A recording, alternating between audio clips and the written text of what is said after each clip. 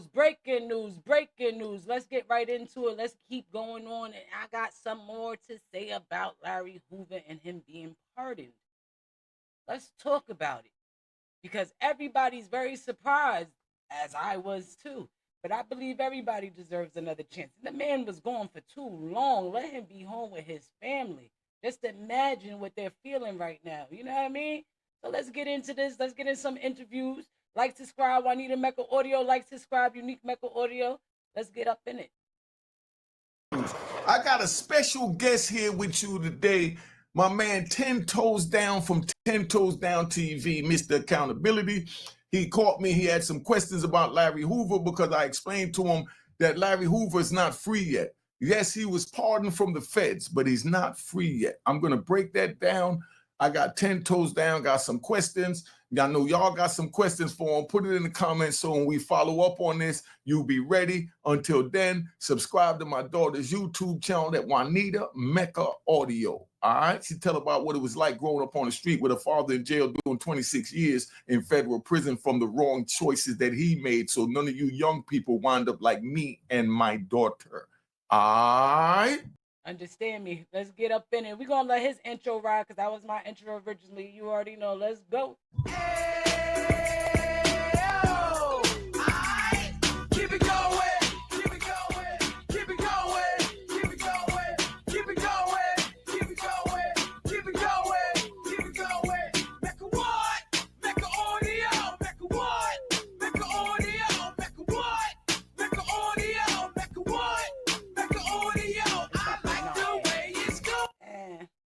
All right.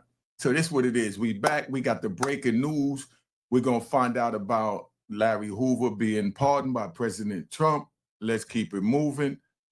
We begin with breaking news. He was once one of the most notorious gangsters in Chicago. Tonight, President Trump is commuting the federal sentence of Gangster Disciples co-founder Larry Hoover. Suzanne Lemonnier is in our newsroom. Suzanne, this move doesn't mean he'll be getting out of prison. Erica Joe, legal experts see this as a potential hollow victory. Now, while Hoover may be released from federal prison, he still has a 200-year state sentence.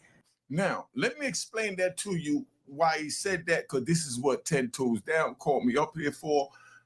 Now, he served his time in the feds per the pardon, so he's released, but he still have 200 years running consecutive to the life sentence in the feds.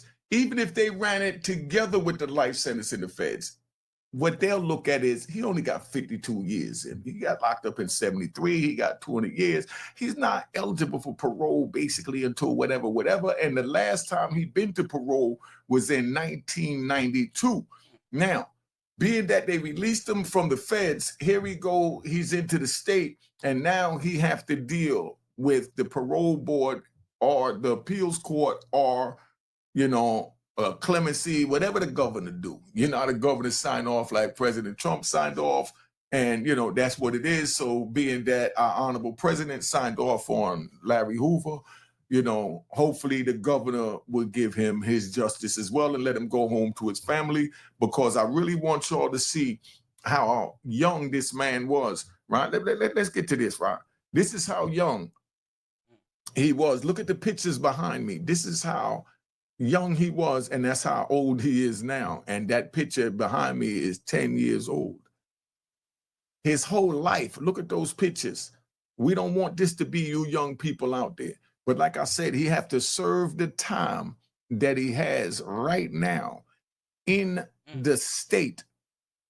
200 years, he's just starting. Let me take a ride. Then I'm gonna bring 10 Toes up. I just want to give 10 this. Pay attention to this. He in the studio. He chilling right now. Right? Now, the way they did this back then is they always held something back just in case you beat something.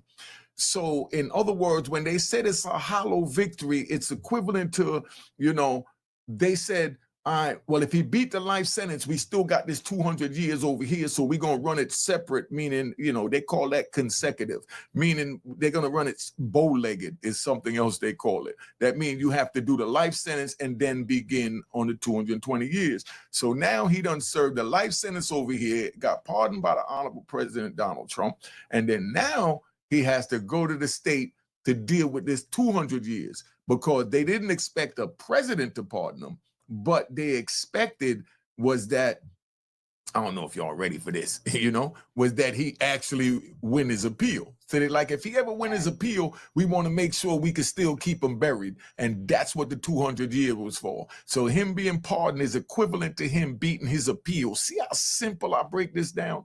Now, I'm going to bring 10 toes down up. You ready, family? Because I want to see how he look at this and how he know how the state handle this as well. Let me give my father a round of applause, though, real quick, though. Keep it going. Keep it going.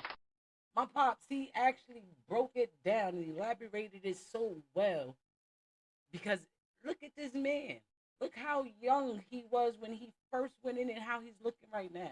That's crazy. That's crazy. And he has children. Just imagine how they feel. I was 7 years old when my pops got locked up.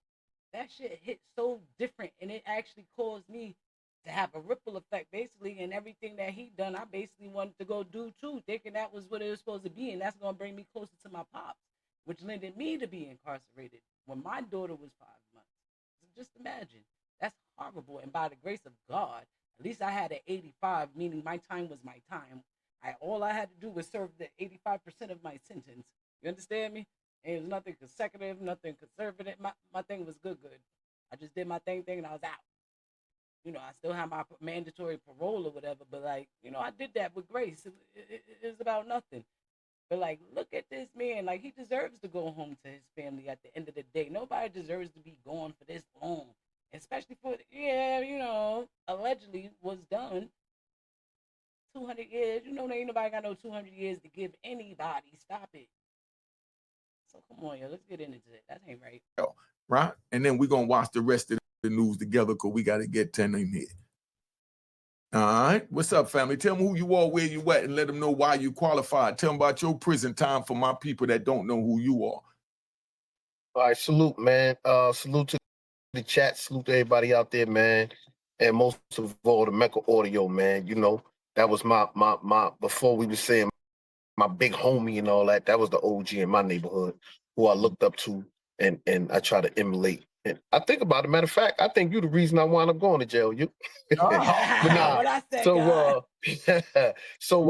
yeah, like he said, you don't want kids to follow the footsteps of those that came before us. And that was one of the things. I was trying to follow in his footsteps. I wanted to be a kingpin. I wanted to be out there in those streets and had the Benz, the MPVs, and the BMWs and all that shit, and the 300Zs and shit. But yeah, I'm 10 Toes Down TV. That's 10, the number 10. I came on to YouTube with accountability. After serving 21 years in prison, I began to learn about, within serving my 21 years in prison, I learned about myself and my character, why I was able to commit crime. And I began to read, study. I had a poor education. I didn't go to school to learn what I learned about myself. And I believe that the problem with us as this is why I'm qualified to hold people accountable. Not only because I served 21 years, but because I have the knowledge and the understanding of why we able to commit crime, why we able to come home out of prison and still glorify prison. That's because while in prison, no one applied themselves and dealt with their criminal behaviors and their criminal thinking. What they did deal with was they went to school, they got college education, they got shops, they got different little trades that they got under their belt, but no one dealt with their criminal thinking and criminal behavior, how they was able to go out, shoot somebody, stab somebody, sell drugs, stand on the corner, sell drugs to a pregnant lady.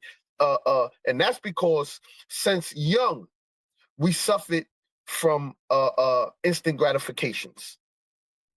Us as criminals, once we get arrested, we become the victim. We forget about the victim. The friends in the street start talking about free so-and-so, free my man this, free my man that, not even thinking about the victims and the family and all the hurt that we created in our community. So it starts with having that instant gratification, poor impulse control, you be desensitized. Now, desensitized is a strong word, and I feel that a lot of these guys that's on this YouTube that I hold accountable is that they are desensitized. They no longer see people as people. They see it as a check. They see them as victims. They see them as a vic. And they don't no longer see that this is a father, a son, a person that's just trying to live their life. So they went from being criminals on the street, killing, robbing, shooting, stealing, to coming to the internet. And now they doing the same thing, but they doing it in the verbal form. Like Malcolm X said, you've been hoodwinked, you've been bamboozled, you've been there, and that's what they're doing. They getting money from misguiding these youth today. So I feel I'm qualified. I'm able to teach these youth today, and which I do. I go to schools, I go to rallies, I do everything. I got a nonprofit organization. I got people that stand behind me. I got brothers like Unique. I got brothers all in the street that we go around and we outside. And when I say outside, I'm not on no young boy-ish looking for beef, smoking on nobody. No, I'm outside trying to make a difference. Now, yes, on my channel, you will find, if you do come over there and subscribe, you will find me going crazy sometimes. That's all in the name of love. I'm also about doing the comedic side of it. I try to shed light of it and laugh about it, because the things that we've been through in prison, you're going to cry about it. So I try to make you laugh about it, opposed to crying at the horror and the pain that we go through being in prison.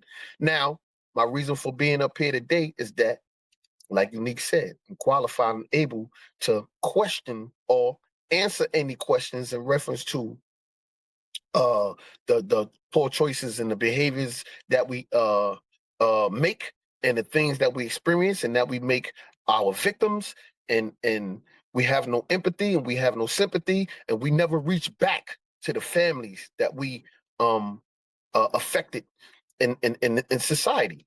So in order to become a pillar to your community and make a difference in this world, you have to have some type of sympathy and some type of empathy, meaning you have to either experience what these people are going through and what they're feeling, or you have to have seen it before and have an understanding of what they're going through, and you're able to sympathize with them.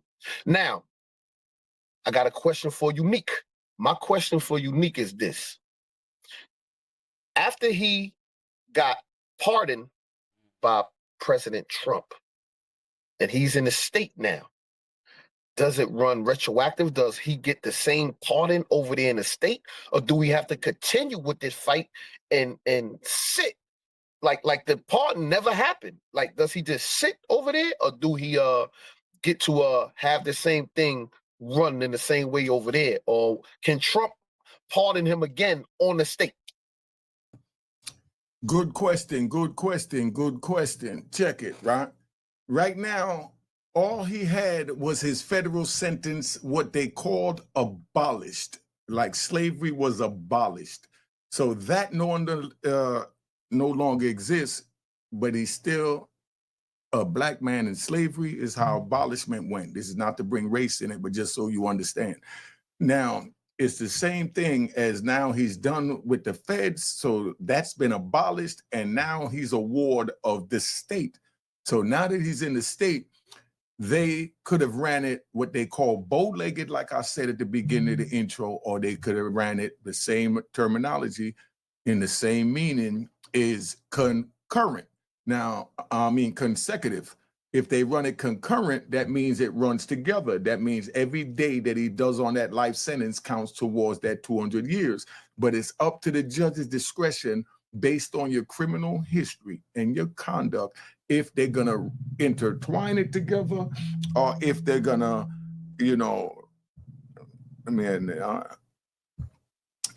it's up to them if they're gonna intertwine it together, or if they're gonna run it bow-legged, meaning you serve the life, get President Trump to pardon you, and now you begin your 200 years. So could you imagine, my viewers, subscribers, and my good brother 10 Toes Down, you serving life sentence, you serving 52 years in prison, and then you're 70-something years old, and then now you have to serve 200 years. But that's what I'm saying. That's crazy. How are you going to give somebody 200 years?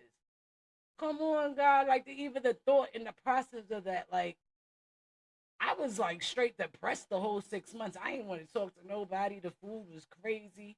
The people, to me, everybody was crazy, because this is not where I'm supposed to be. I got to shower with freaking 15 bitches while I'm in reception before I get housed.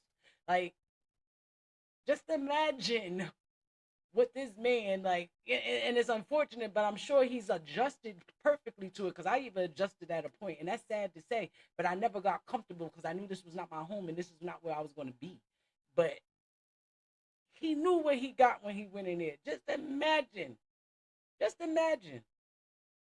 And then knowing, all right, boom, I knocked one down. Now I gotta go finish another sentence. Like, that's insane. That's insane. You know how strong-minded you have to be able to still be able to do that and gracefully. You know what I mean? You gotta have something to fight for, to hold on for, and that to him is his family right now. Because nobody wants to sit and do no time like that and wrapped up behind them damn walls, stuck and thinking like that. And I promise you, you're not showing no weakness. The only time I cried, and if I cried, which was only at the beginning of this day, was only in the shower, because I already knew I wasn't gonna let nobody see these tears drop. Nobody was gonna get me. Definitely wasn't gonna catch me slipping. So just imagine having to be all day, every day, because you ain't never gonna think my head ain't on the swivel. Like, you're not gonna get me. And how much more game you peeping while you in? Like, come on, man. Like, God bless that man. That's crazy. Free him. I don't think they ran it consecutive because, but then again, they may have. And that's what I'm going to look into to give you a proper answer, because he went to parole last in 1992, but he was in the state then. He didn't get over to the feds until 1997.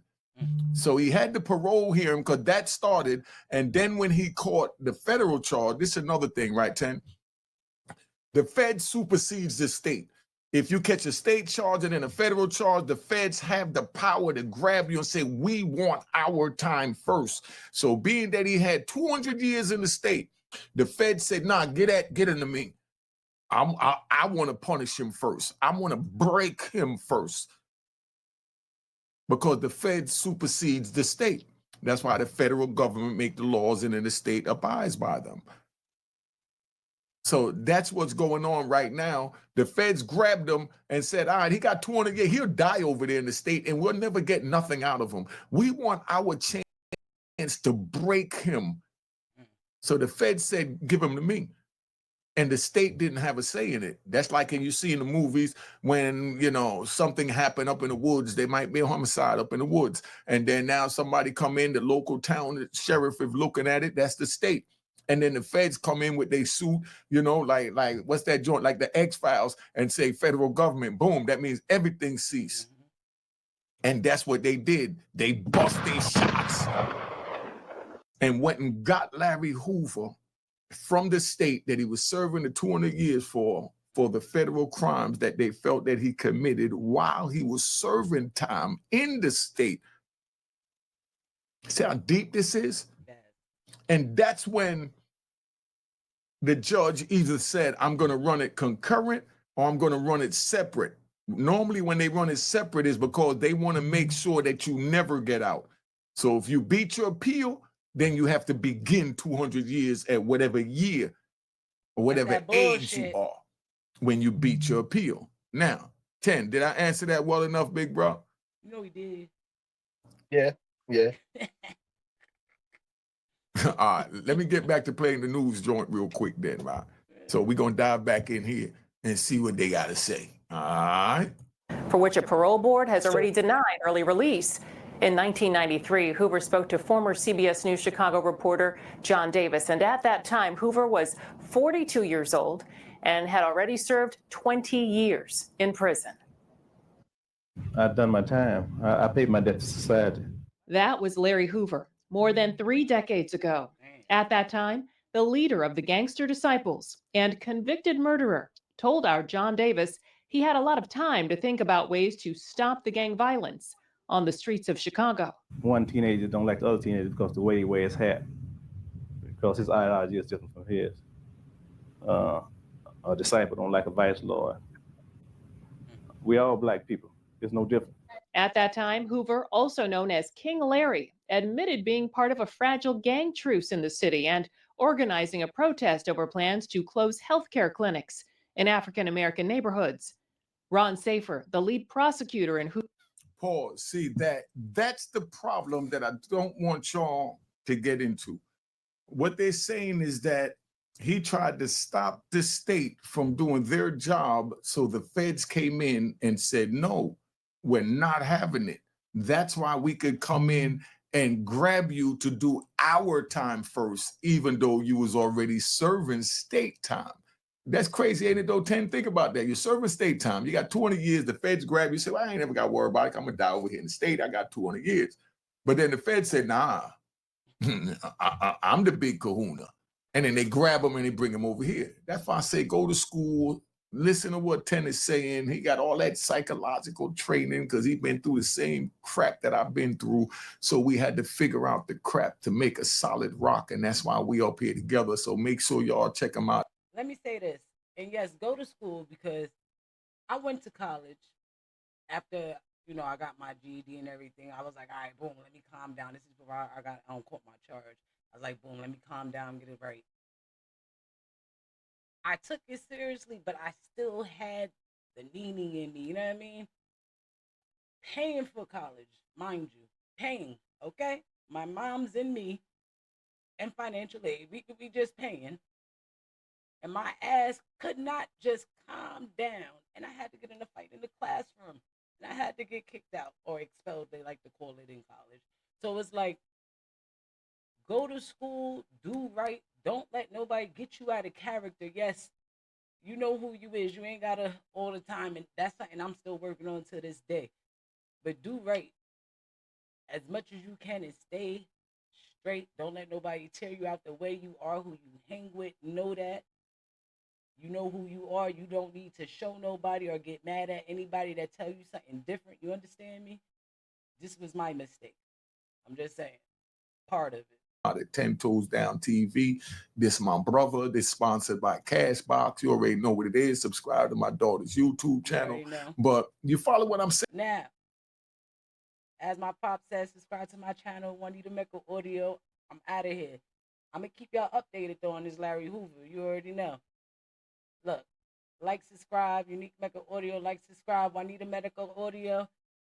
Keep following. Hit me in the comments. Drop some hearts on me. Drop some hats. Let me know what's up. You already know I'm out of here. But before we go, I'm going to hit you. I'm going to hit you just a little bit like this. We out. Hey, oh, keep it going.